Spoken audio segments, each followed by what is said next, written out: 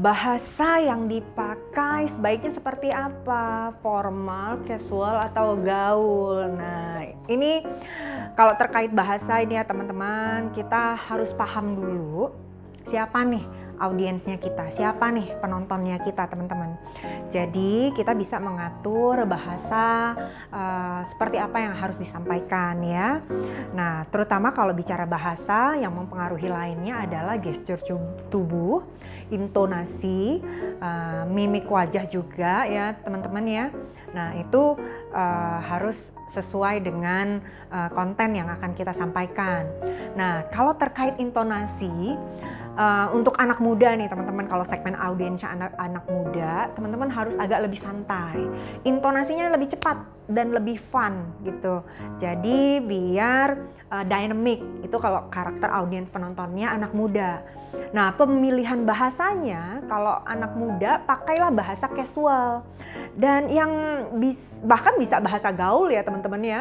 Jadi teman-teman harus mapping lagi segmen audiensnya ini seperti apa. Anak muda tuh anak teenager gitu ya, jadi akan boring kalau misalkan tone-nya kita agak slow. Nah, slow kebalikannya berbeda dengan orang yang dewasa. Kalau orang yang dewasa, suara atau intonasinya itu lebih slow, lebih teratur ya, ada ketukannya gitu ya. Dan juga kita harus usahakan nafas tuh tidak terengah-engah gitu ya, tapi bukan berarti pelan banget ya teman-teman ya, karena ketika kita ngomongnya pelan banget, ini orang ngomong apa sih kan ya. Nah, jadi harus dibedakan. Kalau terkait bahasa, kalau audiensnya kita dewasa gitu ya, pilihlah bahasanya itu adalah semi formal. Nah, kalau ini konteksnya untuk promosi ya teman-teman. Tapi kalau untuk press conference atau menyampaikan sesuatu informasi, teman-teman bisa pilih gunakan bahasa yang formal. Nah, jadi kembali lagi audiensnya seperti apa. Begitu juga dengan suara ya teman-teman, jangan lupa volume ya. Jangan lupa dengan suara volume itu harus dipertegas gitu ya. Juga jangan kekecilan, jangan kenceng banget, jangan teriak-teriak. Dan yang warning lagi adalah kita sometimes kadang suka lupa kalau ngomong tuh cepet-cepet. Jadi kesannya kayak grumul gitu ya temen-temennya. Nah, itu kalau bisa dihindari, caranya dengan tarik nafas panjang gitu ya teman-teman. Keluarkan perlahan-lahan dengan boleh dengan senyuman atau boleh juga dengan langsung keluarkan kata-katanya, apa yang mau disampaikan. Nah, jadi untuk merilekskan tone suaranya kita, teman-teman boleh curi-curi ambil nafas. Nah, jadi teman-teman harus mapping. Yang pertama poin tadi yang paling penting adalah mana nih audiensnya teman-teman, penontonnya yang mana dulu nih, oke? Nanti kita lanjut lagi ya.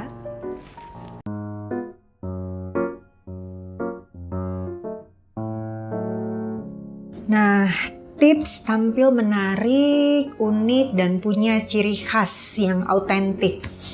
Oke, teman-teman, sebelum sampai ke tips, satu hal yang harus teman-teman punya, memotivasi dirimu sendiri nih teman-teman.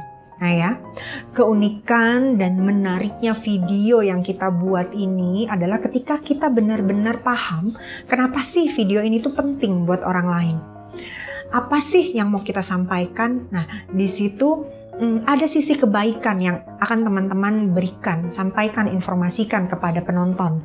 Nah, jadi teman-teman harus bersungguh-sungguh untuk menyampaikan informasi ini. Tanamkan itu di dalam hatinya teman-teman ya, bahwa informasi ini adalah baik loh untuk audiensnya saya, penontonnya saya.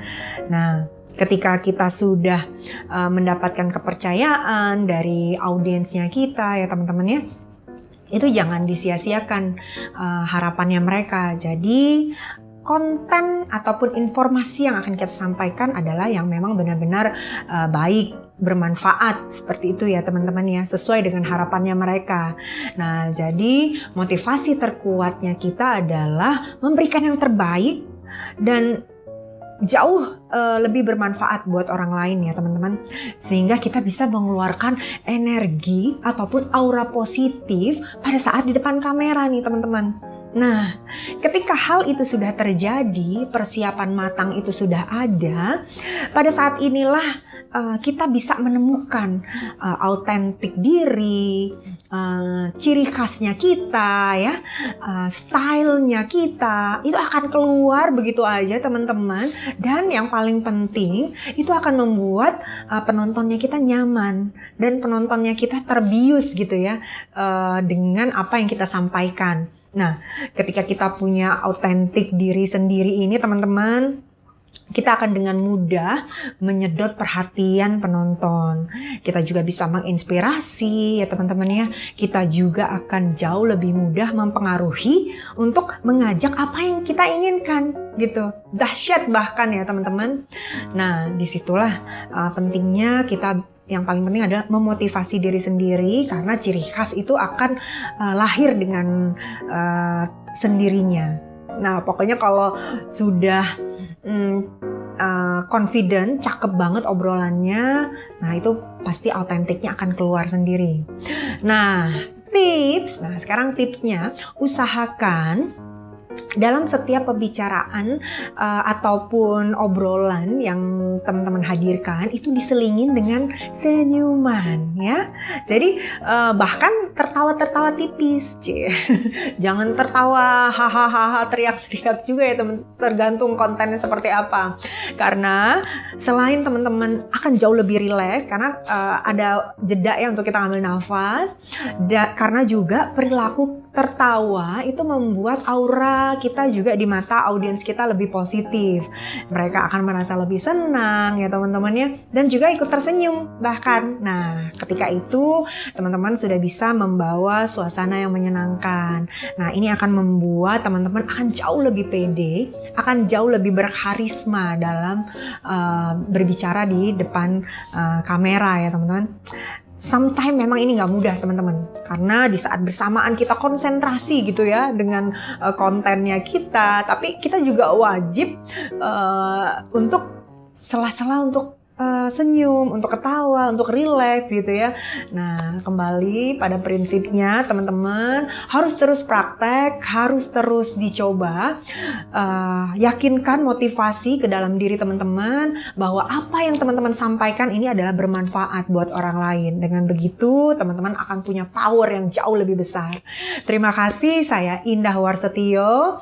Akan merasa senang jika teman-teman juga ada feedback lain dan boleh sharing-sharing lagi ke saya. Terima kasih, sampai jumpa lagi.